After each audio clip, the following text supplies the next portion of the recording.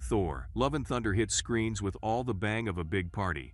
The trailer promised us an awesome godlike adventure, but does the movie give us what we hoped for? Remember that trailer? Thor's big muscles, Jane Foster holding Thor's hammer, and Gorr's creepy smile. It got us super excited. But when the movie ends, are we happy or just a bit let down? What happens when a movie's trailer is better than the movie itself? Can Thor's fourth movie live up to its awesome trailer? Or will it just fade away like thunder after a storm? Let's think back to when we first saw that trailer. It was pretty cool, right? We saw Thor, once a mighty god, now just a regular guy trying to find his place. Chris Hemsworth's Thor looked different, less proud, more unsure. The trailer hinted at a journey of self-discovery, all set to the beat of a classic rock song. But that wasn't even the best part. The real shock? Jane Foster, not just back, but holding Thor's hammer like a pro. Natalie Portman's return as a superhero, Jane had fans super excited. The trailer also hinted that Jane was sick, suggesting a story that would mix superhero action with real-life problems. And let's not forget the glimpses of Christian Bale as Gorr the God Butcher. Those quick shots in the trailer promised a really scary bad guy, someone who could really challenge our heroes. The trailer painted a picture of a movie that would be both big and personal, full of action, but also touching. It promised laughs, heart, and heroism. But as we all know, trailers can be tricky. When the movie starts, we're ready for the wild ride the trailer promised. And at first, it seems we're in for a treat. Thor's journey from fat to fit is as funny as the trailer suggested. Chris Hemsworth shows us a different side of Thor, less cocky, more lost. He's dealing with losing people he loves, trying to find his purpose, and yeah, he's gotten a bit fat. Well, too much beer and pizza will do that to anyone, even a god. Jane Foster's transformation is as cool as we hoped. Almost. Natalie Portman clearly worked hard, and it's really exciting to see her lift Thor's hammer. Her fight against cancer while becoming a superhero shows us that strength comes in many forms. It's not just about muscles or magic hammers. It's about facing our fears and fighting on, even when things look bad. But as the movie goes on, we start to notice some problems. Remember those intense shots of Gorr in the trailer? They turn out to be most of what we get in the actual movie. Christian Bale is really good as Gorr, but we don't see enough of him. We get little bits of how sad and angry Gorr is, but we never really get to know him. It's a shame because Bale is such a good actor. Gorr's story could have been really powerful, but the movie doesn't give us enough time to really feel his pain or understand why he does what he does.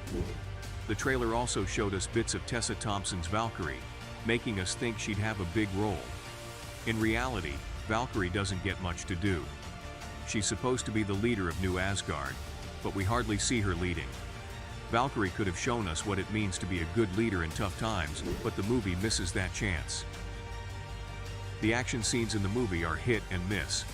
Some are really cool, with Thor and Jane teaming up to fight bad guys, living up to the epic battles we saw in the trailer. But others are confusing and hard to follow. It's like watching a fireworks show where half the fireworks don't work right. At its heart, Love and Thunder is trying to say something about gods and humans, power and weakness. This idea, that gods can make mistakes too, is interesting. It makes us think about our own leaders and heroes. Are they really as great as we think? Or are they just regular people with a lot of power? The movie doesn't fully explore this idea, but it's there if you look for it. Despite its problems, the movie does have some touching moments. As Thor learns to accept his past and face his future, we see glimpses of the hero he could be. Not just a strong guy, but someone who gives people hope. But these good moments often get lost in all the chaos of the movie. The movie talks a lot about second chances, just like the trailer hinted.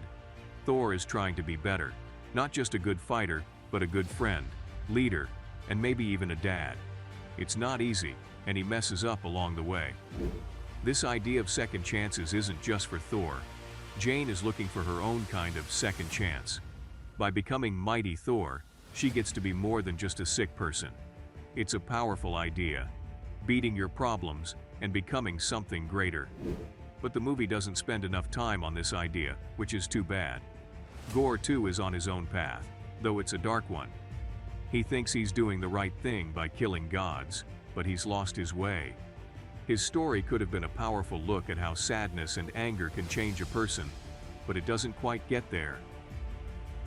The movie also talks about family, both the families we're born into and the ones we choose. Thor has lost his birth family, but he's finding a new one with his friends. This could have been a really touching part of the story, but it often gets overshadowed by the action and jokes. So why does the movie feel less satisfying than its trailer promised? Part of it is about how the story is told.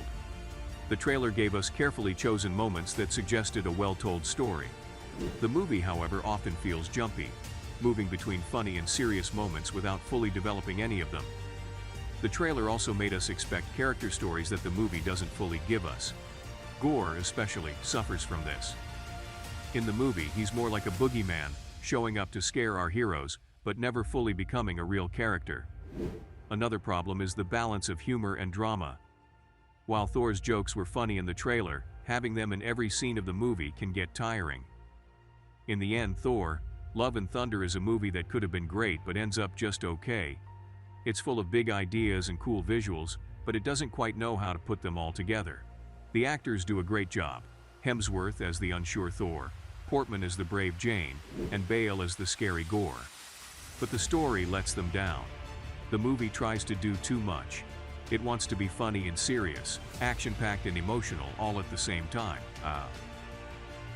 Sometimes this works, but often it feels messy and confusing. It's like the movie is having the same identity crisis as Thor. Despite its problems, there are things to like about Love and Thunder. The acting is good, some of the jokes are funny, and there are moments that really touch your heart. Fans of Marvel movies will find plenty of references to enjoy. But for those hoping for the deep, meaningful story about gods and heroes that the trailer hinted at, the movie might feel a bit shallow. It touches on some big ideas without really exploring them. As we look to the future of Marvel movies, we have to wonder, what's next for Thor?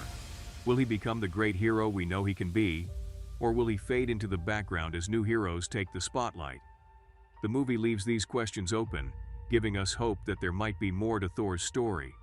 We'll have to wait and see what the future holds for Thor and the rest of the Marvel Universe. But one thing's for sure, Thor's story isn't over yet, and we'll be watching to see where he goes next, hopefully with a bit more thunder and a little less stumbling. If you like this video, don't forget to like and share. Hit that subscribe button if you want more videos that break down your favorite movies and how they're sold to us.